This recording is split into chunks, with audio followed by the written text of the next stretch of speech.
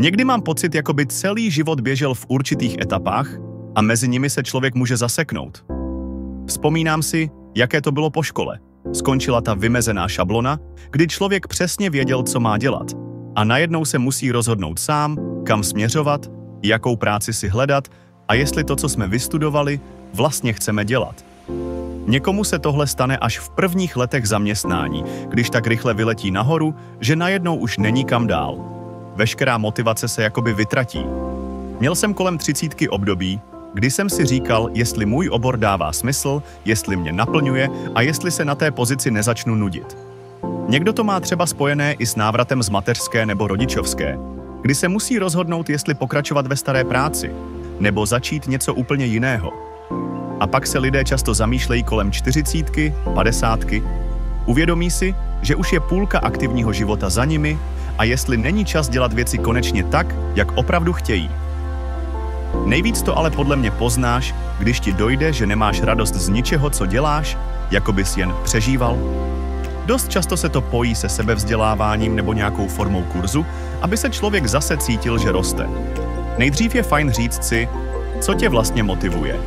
Je to kariérní růst, nebo jen touha zkusit něco oddechového? Od toho se odvíjí i to, jestli vybrat jazykový kurz, školení v IT, nebo třeba něco kreativního, jako je malování nebo hra na hudební nástroj. Když se rozhoduješ, jestli online nebo offline, stojí za to si promyslet pár věcí. Online kurzy jsou ohromně flexibilní. Můžeš se učit doma, v kavárně, na cestách, klidně ve 2 ráno, když jsi sova a nejvíc ti to myslí v noci. Často jsou i levnější, protože odpadá pronájem učeben a náklady na lektora, který by byl fyzicky přítomný. A taky si lekce můžeš pouštět opakovaně, což je super, když potřebuješ něco znovu vysvětlit. Ale chybí tam osobní kontakt a vyžaduje to hromadu sebedisciplíny, abys nepřestal po prvním týdnu. Offline kurzy mají naopak tu výhodu, že potkáš skutečného lektora tváří v tvář a lidi, kteří se učí s tebou. Můžeš se hned zeptat na to, co ti není jasné. Atmosféra bývá dynamičtější a lépe se tam navazují přátelství nebo kontakty. A co druhy kurzů? Můžeš vsadit na rozvojové, jako jsou rekvalifikace, jazykové kurzy, coaching a leadership. Tady víš, že se to promítne do tvé práce nebo podnikání. Nebo můžeš sáhnout po kurzech budoucnosti, různé IT specializace, programování, práce s daty, AI. Tam je velká poptávka a zvyšuješ si hodnotu na trhu práce. No a pokud tě tlačí bota v každodenních věcech, existují kurzy praktických dovedností. Vaření, první pomoc, kutilské workshopy. Pro duševní pohodu se dají najít hudební umělecké kurzy. A pro fyzické zdraví meditační a sportovní kurzy.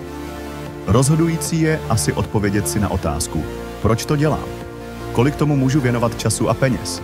A co vlastně od toho kurzu čekám? Když se na tyhle otázky zaměříš, máš mnohem větší šanci trefit se do kurzu, který ti fakt něco dá. Rok 2025 přinesl taky větší boom AI a machine learning. Objevily se kurzy, které to vysvětlují i laikům. Třeba jak zapojit umělou inteligenci do běžných procesů, nebo jak v ní vidět příležitosti na místo hrozby. Virtuální realita je další oblast, kde se hodně experimentuje. Třeba tréninky v simulovaném prostředí, což je skvělé třeba pro mediky nebo lidi, co se učí krizové řízení. Lidi, co umí kreativně přemýšlet, zvládnout komunikaci a adaptovat se na změny, budou vždycky cenění. Proto jsou teď tak populární kurzy, které rozvíjejí kreativitu, měkké dovednosti a kritické myšlení. Když si to tak vezmu, kurzy ale nemusí být jenom pro tebe samotného. Je to i skvělá možnost, jak někomu darovat zážitek. Když vybíráš kurz jako dárek, vyplatí se myslet na to, jestli má dotyčný dost času a reálnou šanci na něj chodit. A samozřejmě, aby ho to aspoň trochu zajímalo. Je fajn přidat i nějaký osobní vzkaz. Proč jsi vybral právě tohle? Třeba, že víš, jak ho baví dobré jídlo, nebo ho naopak chceš podpořit v kreativním směřování. A teď bych rád zmínil pár faktů a statistik, které ukazují, proč to celé dává smysl. Lidé, kteří investují do sebevzdělání a chodí pravidelně na kurzy, často dosahují vyšších příjmů, někdy až o desítky procent.